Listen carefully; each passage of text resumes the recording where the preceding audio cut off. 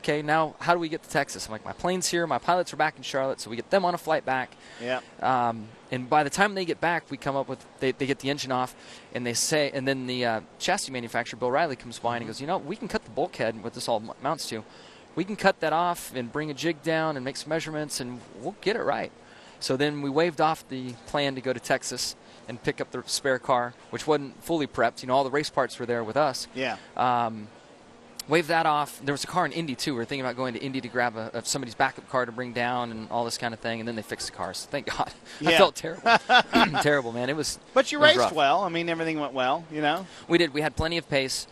We set a goal of a lap time, what we wanted to run, and we didn't care if we got down a lap or two because there's like 20 cautions typically, and when a caution comes out, you get a lap back in that series, essentially. So we broke, unfortunately. With the 2010 season here now, as I told someone this morning, I think we can say the off season is officially over. The Daytona 500. I've always said that, you want to come out of here with a good run because it kind of sets the tempo as we leave here and move on.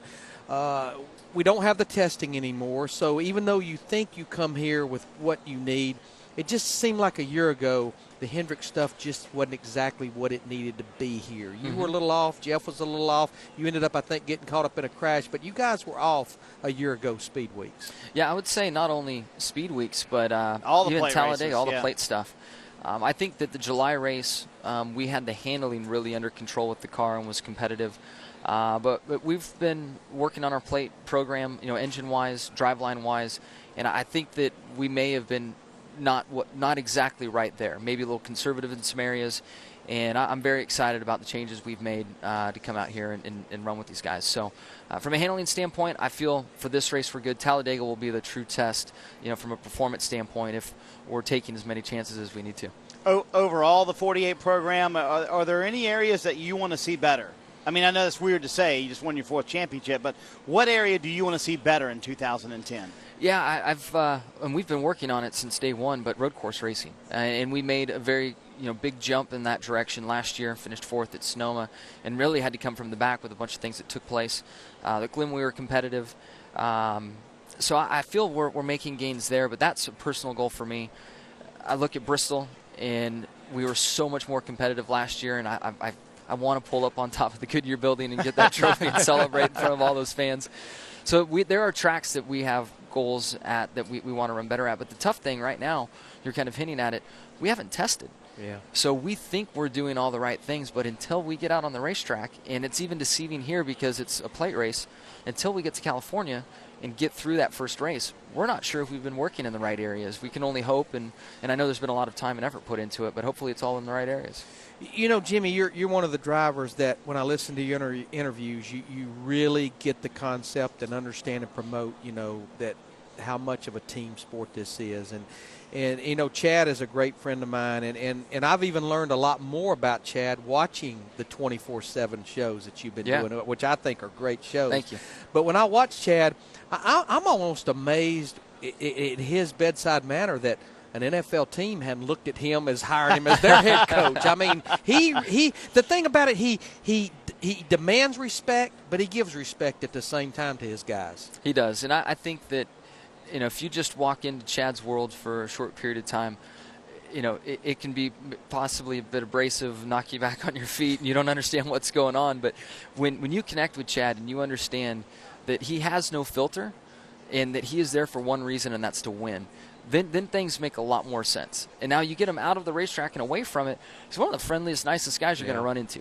But when he comes to the track, there's no BS. The filter's off. If something's in his mind, you better be ready to hear it. And whether it's you or that pit crew, it doesn't matter. Somebody else's pit crew, it doesn't matter. You're going to get it. And we keep joking with the HBO guys. He's been away from the track, Chad, and happy and go lucky. And I keep warning him, I'm like, you'll see it. I mean, that switch is going to go, and just be ready, guys. Don't take it personally, but it'll happen. Have you been happy with the HBO stuff? I personally think it's very well co-produced and co-written. So, sorry. That was a little self-promotion. I see this. Yeah. No, I've been very, very pleased. And the great thing is every response is, I want to see more of this or more of that. And it's interesting to me to hear some people want to see more of the team aspect. Some people want to see more competition. Some people want to see more of Rick. Some people want to see more me and Chad, me and Shanny, whatever it is. But the bottom line is there is a huge hunger to see this, and that is a great sign that this has been a good show. So was it staged, or was Shanny really late picking you up at the airport last Sunday? How long have you been married? She was Well, late. I've always said we're all married to the same woman. They just have different names. So. How many times has she been on time? Not many. Not many. You should see all the stuff we have to leave out, Larry Mack. And we really could do an hour show every Oh, week. I 'cause bet. There's so Easily. much good stuff Easily. that's not really making it into the show. Yep. I mean, stuff that we had planned on getting in that we're not even going to sniff. I mean, we could do 8 shows, I think. But, you know, Without a he'd be doubt. sick of everyone being around, I think, 24/7. Real quick, got a Twitter question here from Mary Kunick. Who inspires you other than Shanny? Who would you say that is? Gosh, I've had different guys along the way growing up that have inspired me, and I think back to Davey Allison.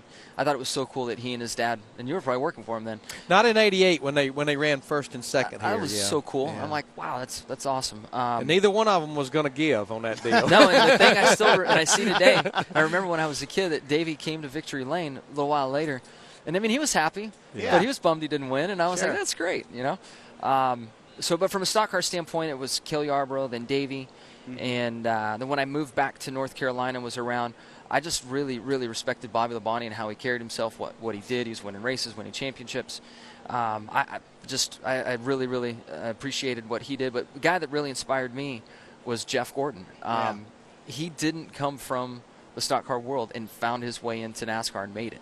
So for me, growing up in California, racing on the dirt, granted it was an off-road truck, I'm like, I've got a chance. If Jeff Gordon has made it, then I have a chance. So that was really the big catch for me to go stock car racing. Cool. Good stuff, man. And go get some more bad questions out there. You got Land. it. So I'll Just carry- keep yep, your go. distance you've when got to you're go over there. You've got to go practice today. Are we yeah. on track today? Yeah. Okay, 5 I've o'clock. just said over there that I'm not on track And I today. promise You you, are. if you're late, Chad will let you know about it. He will Can chew you my get butt. Christine to give you some gum for the print guys? We will. She'll handle that for you. So anyway, It's be needed. good. See you guys. Good seeing you, Yep. man. All right, Jimmie Johnson, the 4-time champ, hoping to be the 5-time champ. Shannon's caught up with someone on the floor as well. Shannon. Hey, you guys. Yeah, because of that comment, I just went and got like 2 minutes because I had some coffee breath. But I'm here with Kevin Conway.